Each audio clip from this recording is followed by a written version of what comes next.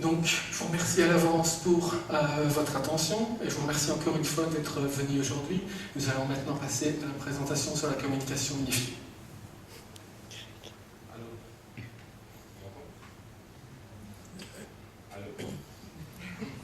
Alors, moi je vais vous présenter actuellement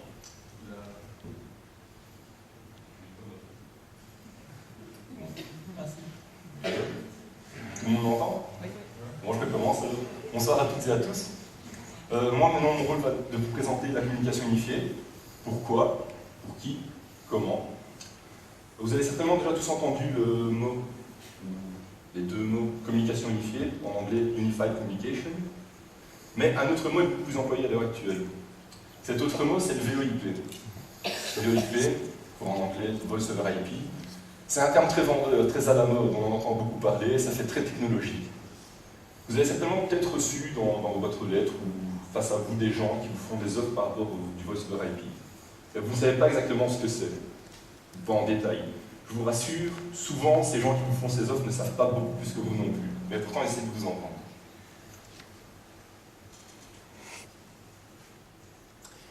Le VoIP, donc finalement, ça veut dire le Voice over IP, et si on traduit littéralement, c'est la voix sur le protocole Internet, le protocole IP.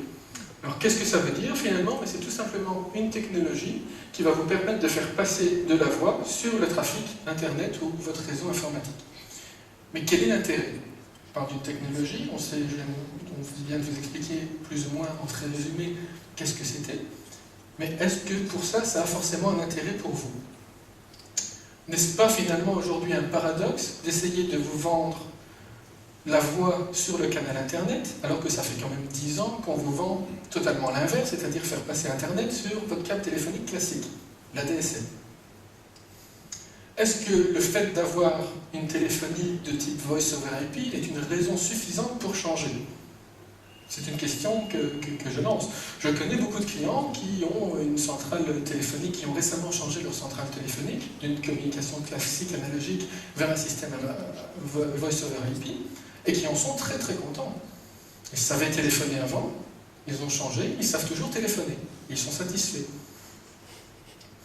Maintenant, à côté de ça, ils ont fait un investissement, mais leurs coûts de leur communication n'ont pas spécialement diminué, ils n'ont pas de services supplémentaires, ils ont toujours exactement les mêmes avantages, mais aussi les mêmes inconvénients qu'avant.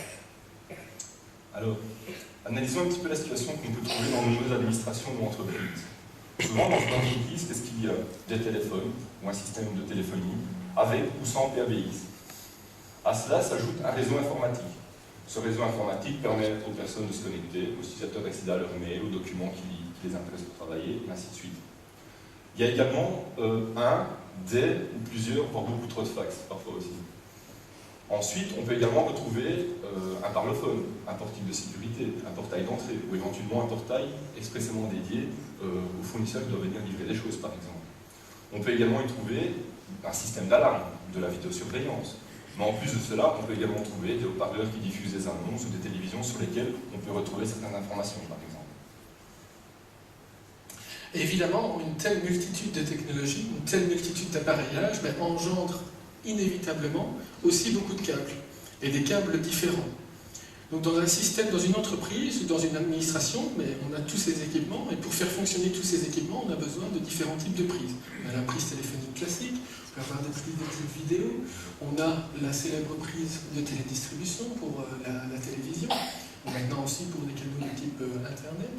On peut avoir des prises d'entrée audio, on peut avoir des prises informatiques de type RJ45. On peut avoir des types RJ11 sur lesquels vous allez brancher des fax, des téléphones. On peut avoir encore plein d'autres types de prises finalement qui sont toujours toutes différentes. Alors le problème c'est que derrière ces types de prises, vous avez aussi des types de câbles différents. Et rapidement, vous retrouvez des situations comme celle-là. Parfois aussi, et même souvent, votre salle informatique ou votre local technique ressemble à celui-là. L'arrière de vos bureaux, dans le meilleur des cas, ressemble à ça. Et au final, je pense que beaucoup d'entre vous vont reconnaître leur salle informatique ici. Alors vous me direz, le local informatique, le local technique, c'est pas forcément l'endroit de l'entreprise ou de l'administration qui doit être le plus esthétique. Et on est bien d'accord. Le seul problème avec une installation comme celle-ci, c'est que finalement, lorsque le technicien doit intervenir, ben, ça ressemble souvent à ceci.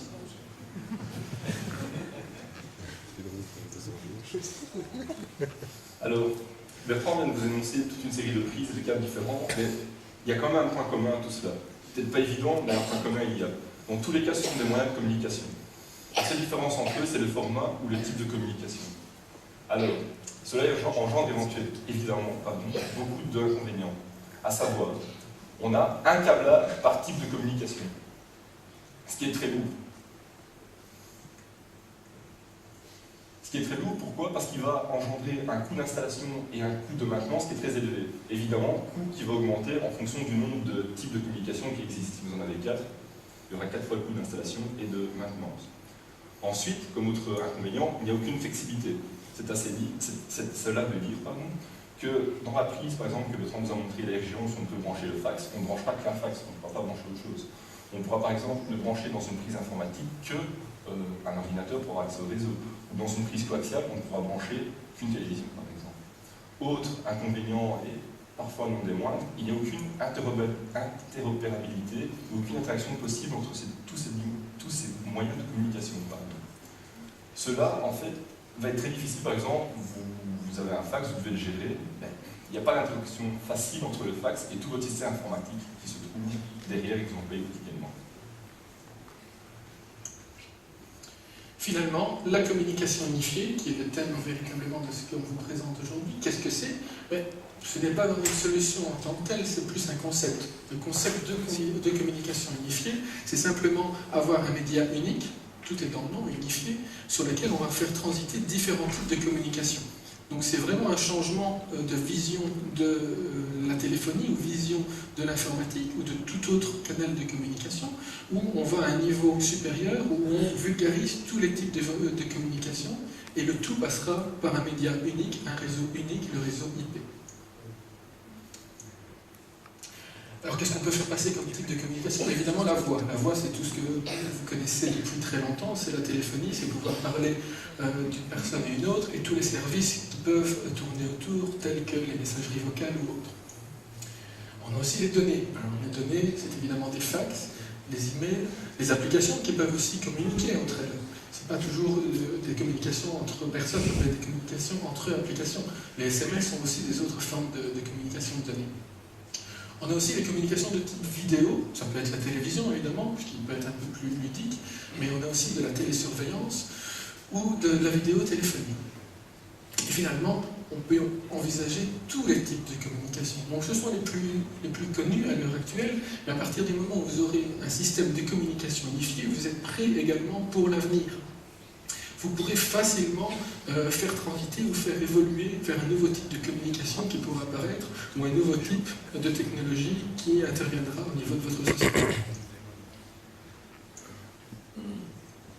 Alors, quels sont les avantages de cette solution que Bertrand vient de citer? Premier avantage, et non des moindres, il n'y a qu'un seul câblage. Donc à ce moment-là, il n'y a qu'un seul câblage à installer et qu'un seul câblage à entretenir. C'est beaucoup plus facile. Ensuite, troisième avantage, nous n'avons qu'une seule technologie à maîtriser. Effectivement, une fois que nous avons installé tout le réseau IP, on n'a qu'à gérer le réseau IP, simplement. Ensuite, autre avantage et non des moindres, le coût de l'installation et de la maintenance que j'avais cité précédemment et qui augmentait en fonction du nombre de canaux de communication différents, là va diminuer, étant donné qu'il n'y en a plus qu'un, que tous les moyens de communication et les types de communication passent sur le même média. Ensuite, un autre avantage qui est en rapport avec l'inconvénient que j'ai cité précédemment, c'est l'augmentation de la rentabilité et des possibilités de l'entreprise.